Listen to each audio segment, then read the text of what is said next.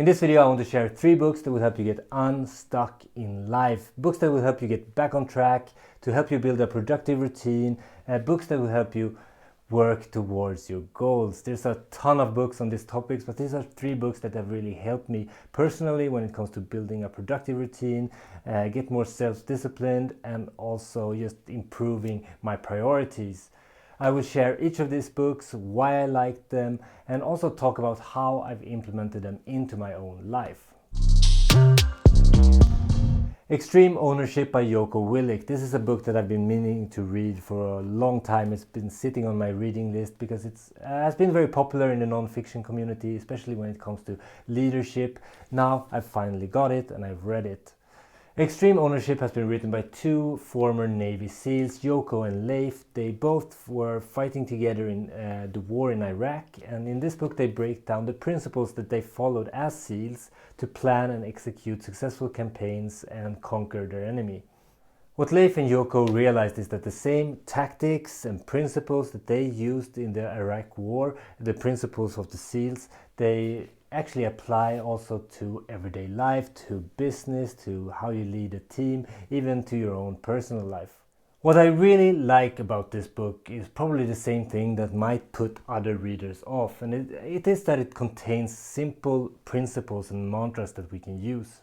Leif and Jocko, they start off each chapter by describing a situation in Iraq when they used these principles during their campaigns successfully, and then they contrast that in the next chapter by showing how the same principle can be applied to a business context. They both work as business coaches, helping struggling companies, maybe companies that have become stuck, that are suffering from half-assed management, or just struggle to hit their revenue targets.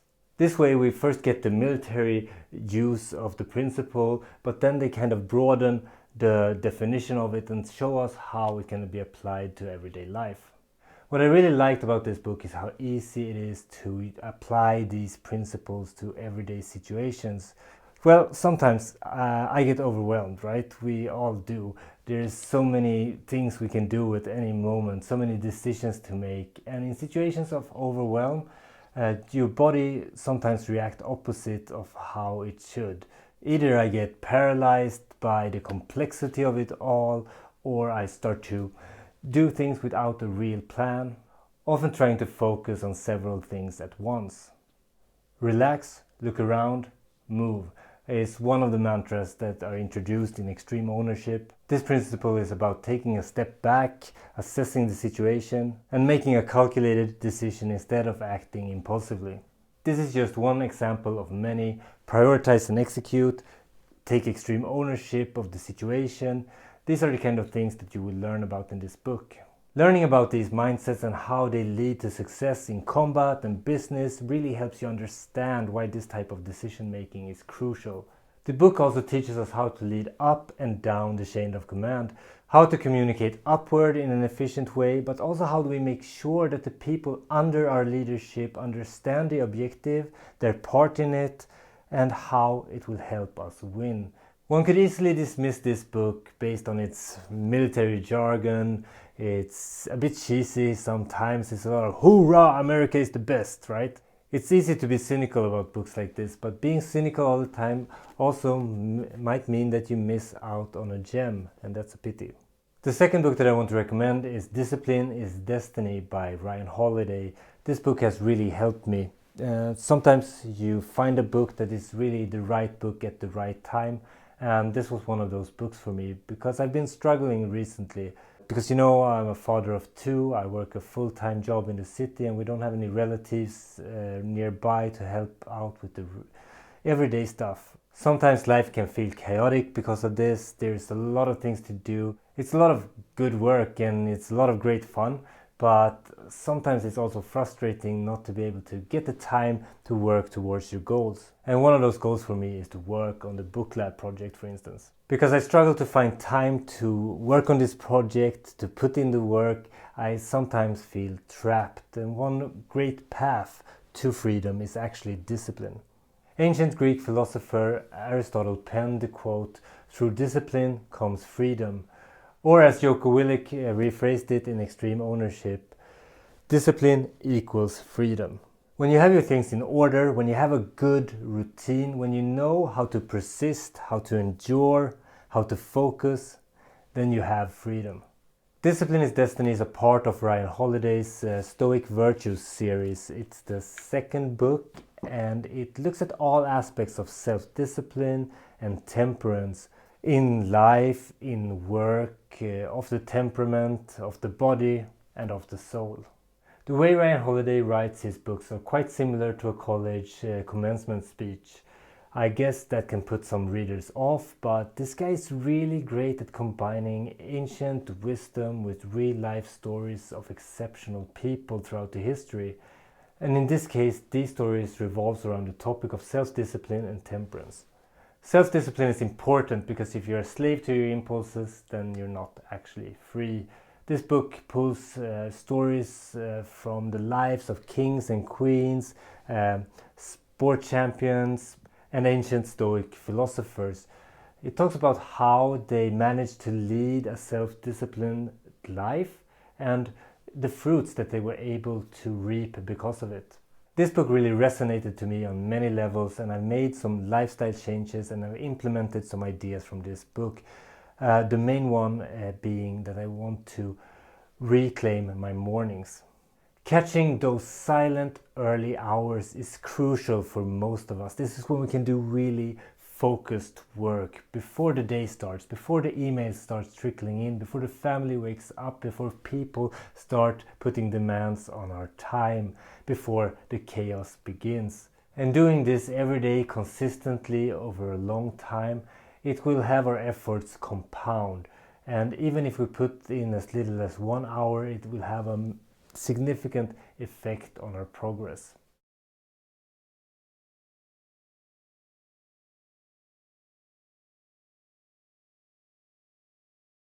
The solution that I found to the challenge of not having time or energy in the evening to work on my dream project and my passion project was to flip things around. Now instead I rise early, and between 5 a.m. and 6 a.m. in the morning I sit down, make some progress on my project, I check a few things off my list. This has had a tremendously positive effect on my life because most of the frustration is gone and I feel a lot more fulfilled. And when I'm done and I go out and when it's time to be with the family, I'm there, I'm present because I know I've put effort into my life purpose. Turning Pro by Steven Pressfield. Steven Pressfield, he is famous for his book The War of Art, but I think Turning Pro is an underestimated gem.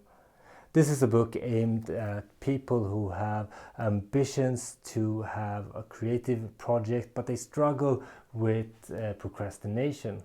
Most of us have a dream of creating something, but we only do part of the work or we take no action at all. Maybe you want to become a metal singer, a guitarist, a rock star, but you only do part of the work. You dress the part, you are nerding out on collecting rare vinyls, you see other people perform, or worse, you adopt only the sex and booze part of the rock and roll lifestyle without ever spending time sitting down, writing the music and learning to play. This is a shadow career. This is similar to the aspiring writer who suffice with becoming a librarian. It's a way of hovering around your desire instead of getting to the core of it. It's a substitute for the real thing.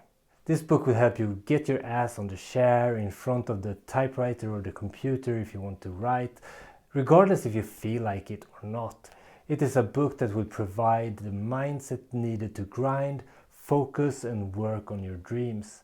Because motivation is bullshit, as David Goggins said. You can't rely on motivation for your creative endeavors. You can't wait for the muses to arrive. The muses arrive because you are prepared, because you put in the work. This book has helped me a lot when developing Booklab. I've been pretty consistent over the years. I've been on different platforms, but I seldom missed 1 week unless it's planned time off. And that's a lot thanks to this book, because I've realized that regardless if I feel like it or not, sometimes I don't feel like standing in front of the camera. Sometimes I feel like being on the couch instead, but I know that I need to put in the work, I need to grind, I need to get the reps in if I want to be able to achieve my goal of inspiring 1 million people to read great books, then I need to show up. I need to show up every time, every week. Otherwise, it won't go my way. Sometimes I will produce something okay. Sometimes my content will suck, but it's important that I show up, that I keep grinding. This book is short, it's to the point, and it will help you avoid the most common pitfalls that people run into when they start living creatively.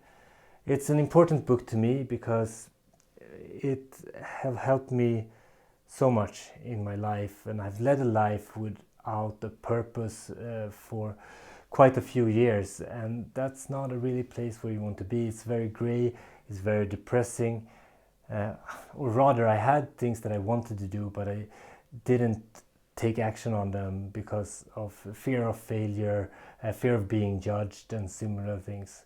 There's a lot of fulfillment to be had from just being in the process of building something, to work towards something, especially if you have a purpose that is beyond yourself. And it might sound really hard, oh, what is my purpose? Just pick one. You can adjust later, it doesn't matter. Pick something and work towards it. There's so much joy in just that process, and this book will help you understand why that is and how to get started. Those are the 3 books that I wanted to recommend. I hope you enjoyed the video. I'm back next week with more book reviews. I'm aiming to get a book review up on Gabor Mate's, and it's a co-authored book, but it's called Hold On To Your Kids, and it's about attachment and the adult-children relationship in the current world. Psychology book for everyone to enjoy. I really liked it, and I'm going to tell you more about it next week. Until then, Björn out.